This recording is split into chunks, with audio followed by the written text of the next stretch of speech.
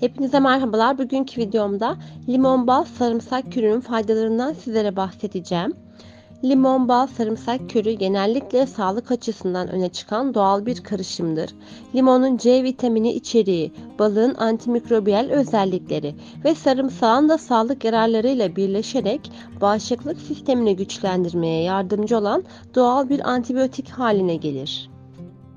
Limon, bal, sarımsak kürü genellikle sağlık açısından öne çıkan doğal bir karışımdır. Limonun C vitamini içeriği, balın antimikrobiyal özellikleri ve sarımsağın da sağlık yararlarıyla birleşerek bağışıklık sistemini güçlendirmeye yardımcı olur. Limon C vitamini bakımından zengindir. Bu da bağışıklık sistemini güçlendirmeye yardımcı olur. Aynı zamanda antioksidanlar içerir. Vücutta zararlı bakterilere karşı koruma sağlar. Sindirim sağlığına da katkıda bulunur. Ve cilt sağlığını destekler. Bal, antimikrobiyal ve antioksidan özelliklere sahiptir. Soğuk algınlığı ve boğaz ağrısı gibi semptomları hafifletir ve yara iyileşmesini hızlandırır. Ayrıca enerji kaynağı olarak da kullanılır ve sindirim sağlığını destekler. Sarımsak, antimikrobiyal özelliklere sahip bir besindir. Bağışıklık sistemini güçlendirir ve enfeksiyonlarla savaşır. Ayrıca kalp sağlığını destekler, kan basıncını düşürür ve kan lipid seviyesini düzenler.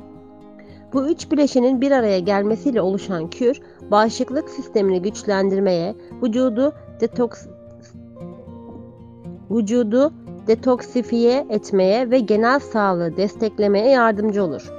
Ancak herhangi bir sağlık durumu veya ilaç kullanımı varsa bir doktora danışmak gerekir.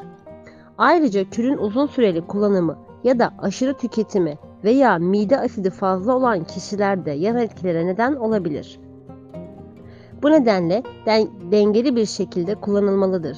Limon, bal, sarımsak kürü öksürüğe iyi gelebilir. Sarımsak antimikrobiyal özelliklere sahip olduğundan boğazda oluşan enfeksiyonları ve iltihapları azaltır. Bal boğazı yatıştırır ve öksürüğü hafifletirken limon da C vitamini içeriğiyle bağışıklık sistemini güçlendirir. Bu nedenle öksürük semptomlarını hafifletmek için limon, bal, sarımsak kürü kullanılabilir. Ancak ciddi bir sağlık sorununuz varsa veya semptomlarınız uzun süre devam ediyorsa bir doktora danışmanız önemlidir. Benim de yıllardır evimden eksik etmediğim, yaz ve kış kullandığım rahmetli Doktor Aydın Salih'in çok değerli tarifidir. Hekim Aydın Salih'in kürü tam ismiyle limon, sarımsak, bal kürü olarak geçmektedir.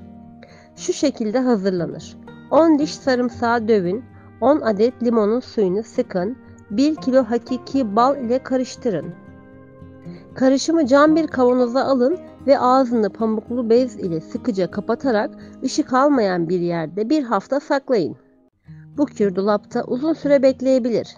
Hatta ne kadar uzun süre beklerse etkisi o kadar artar. Hazırlanan bu karışım günde bir defa olmak üzere 4 çay kaşığı alınır.